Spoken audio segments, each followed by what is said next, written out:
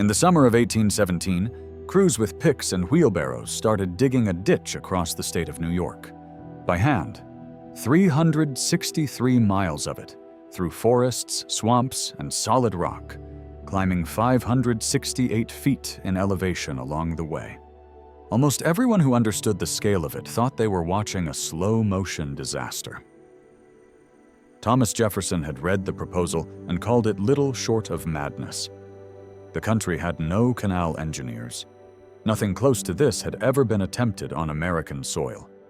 Large stretches of the route had not even been surveyed, and the two men put in charge of the whole thing were a county judge and a self-taught surveyor, neither of whom had ever built a canal in his life. They finished it in 8 years. When they did, they redrew the commercial map of the continent and put New York City on the path to becoming the largest and richest city in the country. This is the story of how the Erie Canal was actually built, dug, blasted, and improvised into existence one section at a time. I went through engineering records, surveyors' diaries, and archive photographs, and used AI to reconstruct what the work looked like on the ground. But before any of that, there's a harder question. In 1817, there was almost no reason to believe this could be done. So how did it ever get started? If you enjoy this kind of video, make sure to subscribe and give this video a like. The concept of a waterway connecting the Hudson River to the Great Lakes was not new in 1817. Gouverneur Morris had sketched a rough version around 1800, but proposals alone do not move dirt. The man who forced the project into reality was DeWitt Clinton, the mayor of New York City, and later its governor. In 1817, Clinton pushed the New York State Legislature to authorize the canal, promising that a navigable waterway through the interior would drain the commerce of the entire Great Lakes Basin, Ohio, Indiana, Illinois, Michigan, and the territories stretching west, directly into New York Harbor. Critics who thought he had taken leave of his senses publicly dubbed the project Clinton's Ditch. Clinton didn't mind. He broke ground on it before anyone could change their minds. The authorized budget was $7 million. The estimated timeline was 10 years. What made the undertaking genuinely audacious was the engineering vacuum at its center. In 1817, the United States possessed no professional class of civil engineers. The two men appointed as principal engineers, Benjamin Wright and James Geddes, were respectively a county judge-turned-surveyor and a self-taught surveyor from Onondaga County. Neither had built a canal. Neither had managed a large construction workforce. They would learn the job by doing it at full scale with public money in real time. On July 4th, 1817, the first ceremonial shovelful of earth was turned at Rome, New York, in the middle section of the planned route. The choice was deliberate strategy.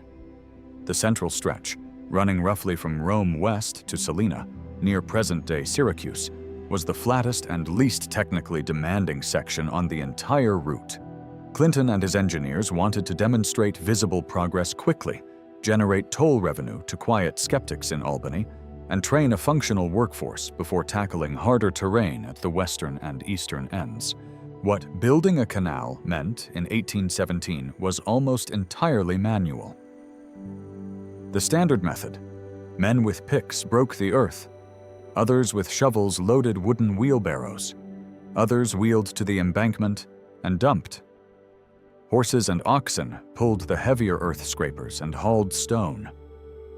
Contractors bid on individual sections of 1 to 3 miles, then hired and managed their own crews. The standard wage was roughly 50 cents per day plus board, food, shelter in camp, and a daily whiskey ration, considered a practical necessity for men doing sustained outdoor labor in all weather. Contractors recruited locally at first, drawing from farm communities across upstate New York. When local labor ran short, recruiters went to the ports of New York, Philadelphia, and Baltimore, where ships from Ireland were arriving loaded with men who needed work badly. What strikes me about this period is not the ambition of the politicians or the engineers, it is the sheer physical reality of what the workers faced every day. There were no cameras yet to document it, but the written records describe men standing knee-deep in water, digging in swamps swarming with mosquitoes, miles from the nearest town, with tools that had not fundamentally changed since the Romans built aqueducts. The canal was built one shovelful at a time, by people most of history has never thought to name. The middle section moved faster than almost anyone expected. By 1819, 58 miles of canal were open and operational between Rome and Utica, and boats were moving. Toll receipts were already coming in. The critics in the legislature grew quieter. But the western sections presented a problem the flat middle had not. The forests of western New York were old-growth hardwood, massive oak, elm, and chestnut trees whose stumps, after felling, sent root systems 10 to 15 feet into the earth. Pulling a single large stump by hand or horse team could consume most of a crew's day. At the pace required to complete 363 miles on budget, this was unsustainable. The solution came not from an engineer, but from a contractor working on the western sections. He designed a stump-pulling machine using materials available on the frontier. A wooden wheel 16 feet in diameter, mounted on an axle between two smaller support wheels, with a rope and chain arrangement that used mechanical advantage to rip stumps from the ground with ox power. One machine, one team of oxen, and a crew of 3 could pull 40 stumps a day, many times what was possible without it. It was not sophisticated by any later standard. But it was exactly the right solution for exactly the right problem, built by a man who had never read an engineering textbook, working on a problem no prior textbook had addressed. The Erie Canal's construction was full of these moments. Improvised, local, practical, genius-solving problems that no established tradition had solved, because no comparable project had yet existed in this country. The stump puller spread quickly up and down the line as other contractors adopted it. There was a more fundamental problem the engineers had been quietly worried about from the beginning: mortar. Canal locks, the stone chambers that raise and lower boats between water levels, require absolutely watertight masonry. The lime mortar available in the United States in 1817 was not waterproof. It crumbled and dissolved when submerged for extended periods. European canals used a hydraulic cement that hardened underwater into material almost as strong as stone. But the formula was closely guarded, and the finished product imported at enormous cost. In 1817 and 1818, a young engineer named Canvas White traveled to England largely at his own expense to study British canal construction, walking more than 2,000 miles of towpaths and carefully documenting lock construction, gate mechanisms, and masonry technique. He returned with detailed knowledge of hydraulic cement, but without an American source for the raw material it required. Then, in 1820, White made the discovery that changed the project's economics. Examining limestone deposits in Madison County, New York, directly along the canal's intended route, he identified a type of stone that, when burned in a kiln and ground to powder, produced a natural hydraulic cement that hardened rock solid underwater. He patented the process and began supplying the material to construction sites along the canal at a fraction of what imported European cement would have cost. The locks, all 83 of them, could now be built from locally quarried stone, set in locally made cement by workers earning American wages. Without White's discovery, the entire lock system could not have functioned. It is one of the most consequential material finds in American engineering history, made by a 27-year-old with a rock hammer in the New York countryside. In the summer of 1819, construction reached the most dangerous stretch on the entire route: the Montezuma Marshes, a vast wetland system east of Seneca Lake, where the Seneca River spread across miles of shallow, stagnant water, thick with vegetation and insects. There was no routing around it. The canal had to go through, and so the digging continued through July and August, even as workers sickened and died. What killed them was called swamp fever at the time. Modern medicine identifies it as malaria, transmitted by the dense mosquito populations breeding in the standing water. In the summer of 1819, hundreds of workers fell ill. A significant number died. The precise toll was never accurately recorded because contractors did not maintain consistent records of laborer deaths, and nobody in authority was tracking the Irish canal workers carefully enough to notice when individuals disappeared from the rolls. Construction did not stop. Contractors brought in replacement workers as fast as they could. The sections through the marsh required miles of temporary wooden culverts and compacted clay embankments to redirect water away from the excavation trench. In places, the diggers were working in mud so deep it pulled the boots from their feet. The material being excavated was essentially liquid. It had to be hauled in buckets as much as shoveled. Progress was measured in feet per week, not the miles per month possible on dry ground. There is a line in a supervisor's account from July 1819. Of 40 men assigned to a marsh section that morning, 32 were too sick to work. 2 had died in the night. The remaining 8 were on the line. I don't know their names. I don't know which county in Ireland or which farm in upstate New York they came from. But the canal went through that marsh, and they are part of the reason it did. By 1823, the excavation was converging on the single most technically demanding challenge on the western end, the Niagara Escarpment. The escarpment is a ridge of hard dolomite limestone running across western New York, rising roughly 60 feet above the plain to its south, and forming a natural barrier between the lower canal level and the upper. Going around it would have added too many miles and raised serious engineering complications. The decision was made to cut directly through the rock and build a staircase of locks to handle the elevation change. The town of Lockport, New York, was literally carved out of wilderness to house this challenge. At the escarpment, engineers designed what became known as the Flight of 5, a paired flight of 5 double locks side by side, one set for eastbound boats and one for westbound, stacked to lift and lower vessels a combined 60 feet over a short horizontal distance. The locks were constructed from local dolomite quarried directly on site. But before a single stone could be laid, the rock itself had to be cut. The deep cut, a channel blasted and chiseled through approximately 2 miles of solid limestone, required the most intensive use of black powder on the entire project.